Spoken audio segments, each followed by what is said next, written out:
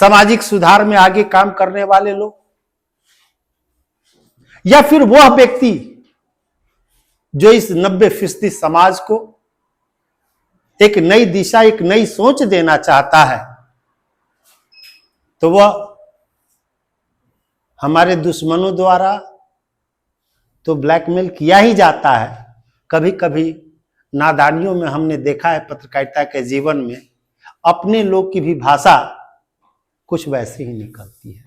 कहते हैं कि पहली बार किसी बात को, किसी शोध को, किसी साधना से प्राप्त संवेदना को आम जन तक पहुंचाने का मार्ग जो खुला 2500 वर्ष पहले, वो हमारे विश्व गुरु तथागत बुद्ध ने किया। इसी कड़ी में एक बात बार बार आती है कि बाबा साहब को इसी विदेशी पत्रकार ने पूछा था कि ब्राह्मणवाद क्या है, एक लाइन में बताइए। तो बड़ा सटीक तरीके से उन्होंने कहा था, और मैं समझता हूं कि आज के विषय वस्तु का सार भी वही है कि वह कौम, वह विचारधारा के मानने वाले लोग जो पल भर में सारी परिस्थितियों को अपने अनुकूल कर लेते हैं, वही ब्राह्मणवाद है। हम लोग भी 3 घंटे के कार्यक्रम, 12 घंटे के सेमिनार, 2-2 दिन की विचार गोष्ठियां, उसको चंद शब्दों में संजो के पत्र पत्रिकाओं में, सोशल मीडिया में एक चुनौती पड़ जाती है कि हम क्या लिखें और क्या को छोड़ दें। और कुल मिला के यह बात करने में मैंने भी 35 वर्ष पत्रकारिता की है। सफर कई अखबारों होते, हिंदुस्तान से लेकर पत्र पत्रिकाओं, आज भी मैं लिखता पढ़ता हूं। तो आज जो हम लोग खबरें देखते हैं वो खबरें नहीं है, क्योंकि आदमी कहता है कि खबरों की आत्मा। कोई भी आप कार्यक्रम करते हैं तो उसका एक मूल बिंदु होता है, मूल उद्देश्य होता है, उसकी नितांत कमियां दिखती हैं। आज की पत्रकारिता, वर्तमान पत्रकारिता, या तो वो प्रिंट मीडिया की बात हो या वो इलेक्ट्रॉनिक्स मीडिया की बात हो, वह औपचारिकता मात्र बन के रह गई। वह चाहे जिन परिस्थितियों से अभी लोगों ने कहा कि आप अच्छे खबर को ले आएंगे, लेकिन वो कहीं ना कहीं किसी का विरोध में ही वो खबर होगी, क्योंकि वो एक आपके अखबार का, आपके कंपनी का वो विज्ञापन दाता है। इसीलिए सीधे कह दिया जाएगा प्रभारी द्वारा, संपादक द्वारा, या कोई जवाब भी नहीं दिया जाएगा। आप अति उत्साहित होके खबरों को भेज देते हैं, फोटो 2-4 डाल देते हैं कि खबर पे और असर पड़े। होता क्या है कि कल सुबह आदमी जब अखबार खोलता है कि मेरी खबर तो आज बाईलाइन छपी होगी, अच्छे प्लेसमेंट के साथ छपी होगी, किसी पेज का हो सकता है वो मुख्य हो, मेन खबर हो, लेकिन वहां व्यक्ति वही बात कहा कि उस बात से वो व्यथित हो जाता है।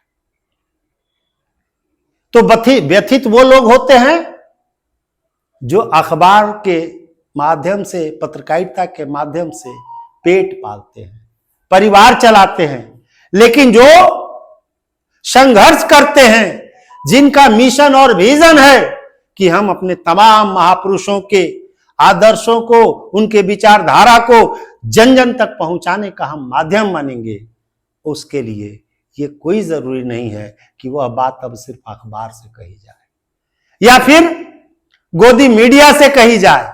और सच्चाई यह है कि आज के डेट में सोशल मीडिया ही वह सच्चा सिपाही है, सच्चा मीडिया है, जो उस गरीब, गुरबा, दलित, पीड़ित, पिछड़े और अकलियतों की आवाज को अगर जन जन तक पहुंचाने का कोई काम कर रहा है तो निश्चित रूप टुकड़े टुकड़े में ही सही, लेकिन वह काम सोशल मीडिया के माध्यम से किया जा रहा है, जिसका उदाहरण अभी हमारे सत्या भाई ने कहा कि हमारे डुमरी के विधायक, कहीं उनको अखबारों में जगह नहीं दी गई, क्योंकि अखबार में जगह देने के लिए विज्ञापन में चुनाव के समय में 5 लाख 10 लाख का पैकेज तय होता है।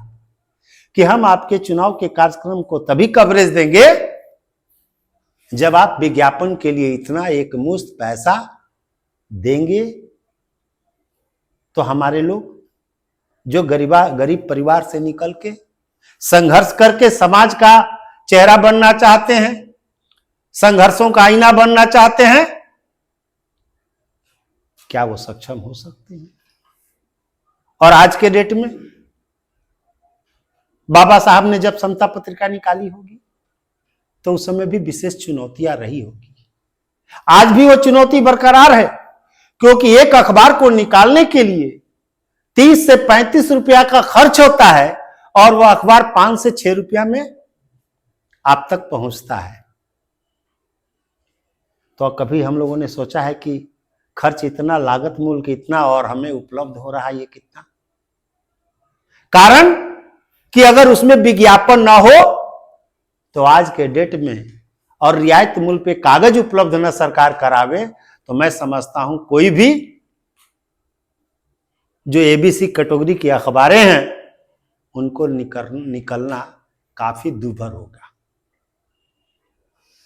ऐसे परिस्थितियों में हमारे संगठन चाहे जिन जिन नामों से चल रहे हों, मूल निवासी बहुजन और इसके पूर्व भी, जैसे बाबा साहब अंबेडकर ने सिर्फ समता ही नहीं निकाला, उन्होंने मुकनायक, बहिष्कृत भारत, प्रबुद्ध भारत, कई पत्र पत्रिकाएं निकाली।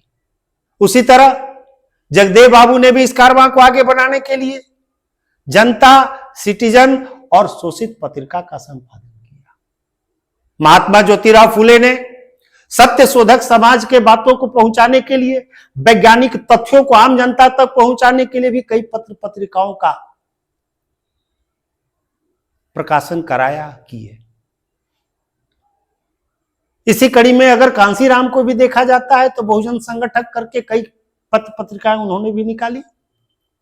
यानी कि संवाद को अंतिम व्यक्ति तक पहुंचाने का सबसे और सुलभ और सरल माध्यम जो है वह एक पत्रकारिता ही है, पत्र पत्रिकाएं। और ये अपनी ही पत्रिकाएं हैं जहां आप अपनी बातों को खुल के लिख सकते हैं। क्योंकि हम लोगों ने यह भी देखा है कि बड़े बड़े कार्यक्रम किए जाते हैं, बड़ी बड़ी भीड़ें जुटाई जाती हैं, लेकिन जो आज के प्रतिष्ठित मीडिया हैं, यूं कह लें गोदी मीडिया हैं, वहां हमारे लोगों को स्थान, हमारे कार्यक्रमों को स्थान यथोचित जिसके वो हकदार हैं, क्योंकि पाठक कोई और नहीं है, पाठक हमारे ही लोग हैं। वो 10% कह ले, 3% कह ले, वो कब्जेदार हो सकते हैं, बड़े अहोदेदार हो सकते हैं, परंतु एक बड़ा पाठक वर्ग जो है वो बहुजन समाज ही है, मूल निवासी समाज ही है। और बार बार हम लोगों ने देखा है हमारी ही संस्कृतियों को विकृत करके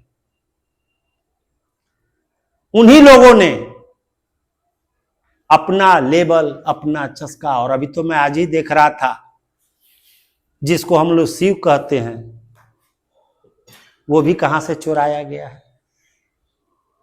तो ये सब बातें, जैसे अभी हम लोग सावन शुरू होगा, लोग बोल बम जाएंगे, लेकिन क्या वो नगरी असली में शिव की है?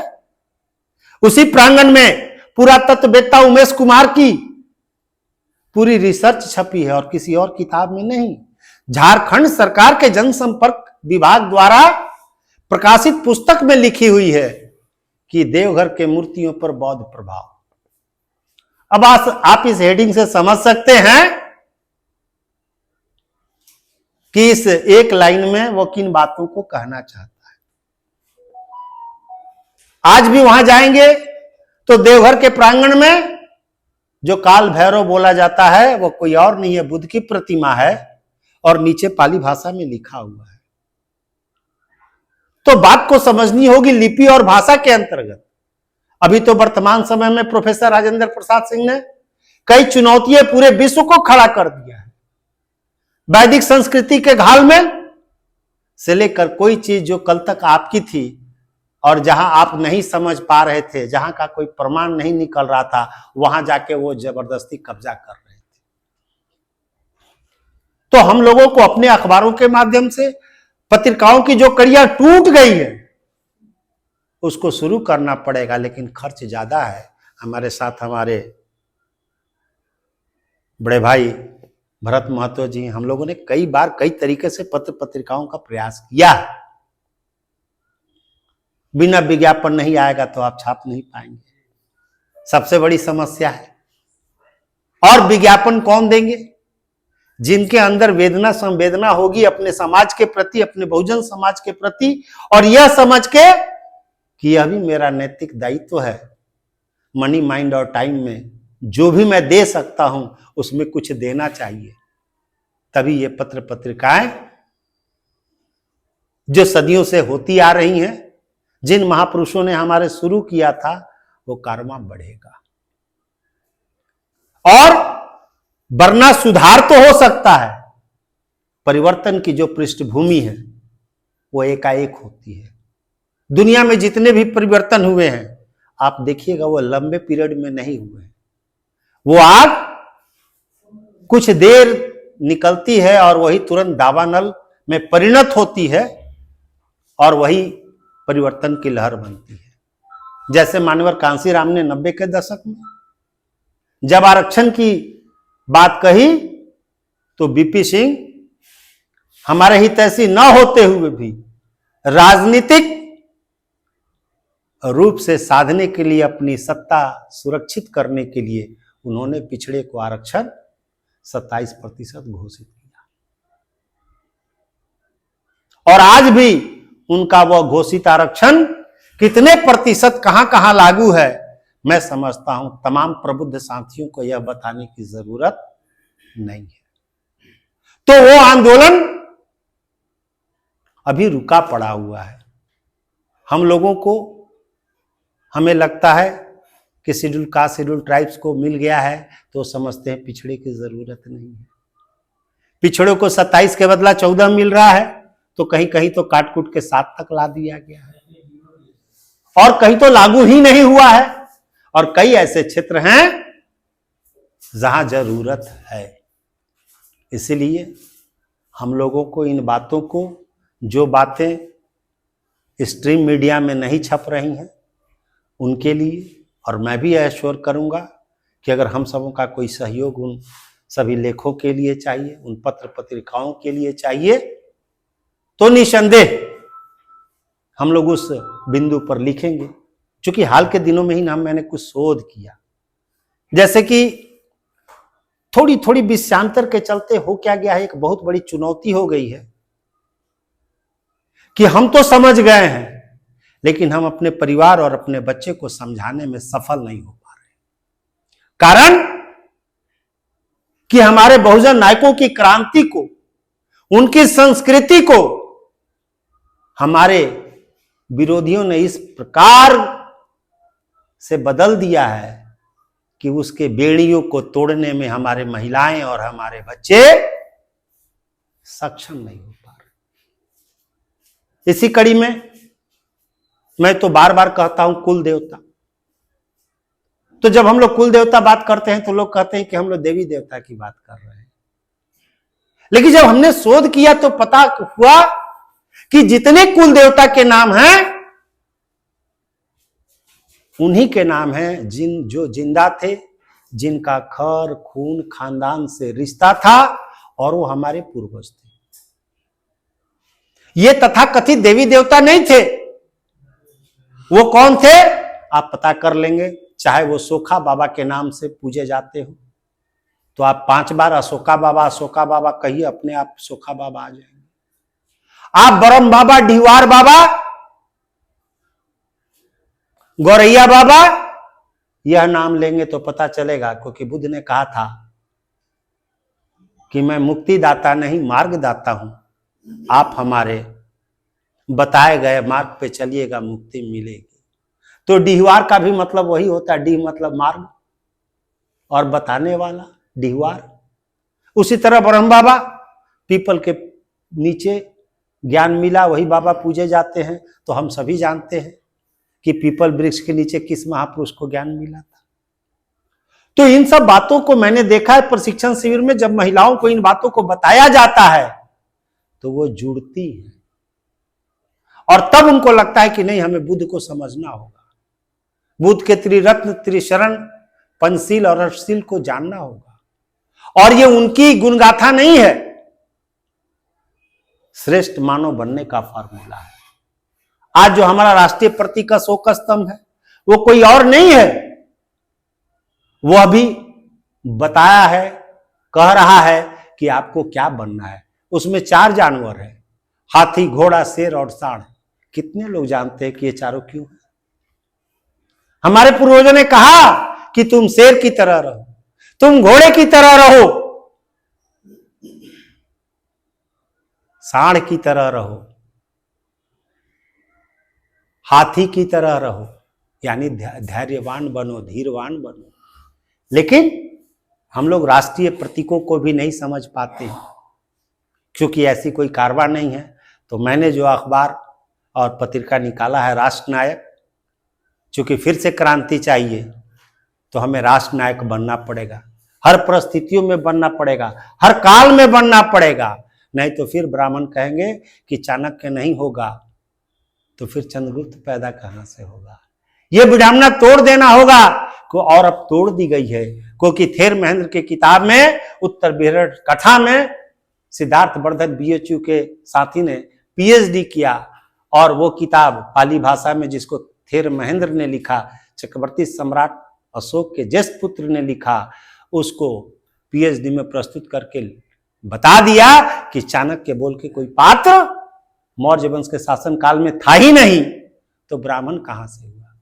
दूसरी तरफ जाए तो मौर्य वंश के शासन काल में समाज मात्र 7 भागों में बटा हुआ था, उसमें ना तो कोई वर्णवाद है ना ही कोई जातिवाद है। लेकिन कहते हैं लोग कि मौर्य वंश से भी पहले से वैदिक संस्कृति चली आ रही है। ये घालमेल, वैदिक संस्कृति का घालमेल बताना पड़ेगा कि पहले लिपि आती है तब भाषा आती है, और भाषा को जब तक लिपि से न पिरोया जाए तो वो पत्र पत्रिका और शिलालेखों का माध्यम नहीं बन सकती है। सम्राट अशोक ने भी शिलालेख लिखवाए, वह भी उस समय के पत्रकारिता का माध्यम था। उन्होंने 84,000 धम्म शिलालेखों का, गुहालेखों का निर्माण कराया और कहते हैं कि लोहे के कलम से पत्थरों पे लिख दिया। लेकिन क्या हुआ, हम लोग लिख लोढ़ा पढ़ पत्थर हो गए। लिख लोढ़ा पढ़ पत्थर यानी अंगूठा छाप, लेकिन असली जुमला था लिख लोहा पढ़ पत्थर, यानी कि लोहे के कलम से पत्थरों पे लिख दो कि हवा, पानी, आग भी सदियों सदियों तक न मिटा सके। और इसीलिए अगर अंग्रेज आए, वह शिलालेख थे कि हम भारत के मूल निवासियों का पहचान ढूंढ पाए, पहचान जान पाए और उनके लोक कल्याणकारी योजनाओं को जान पाए। तभी बाबा साहब अम्बेडकर ने संविधान में सबसे ऊपर उस बातों को रखा।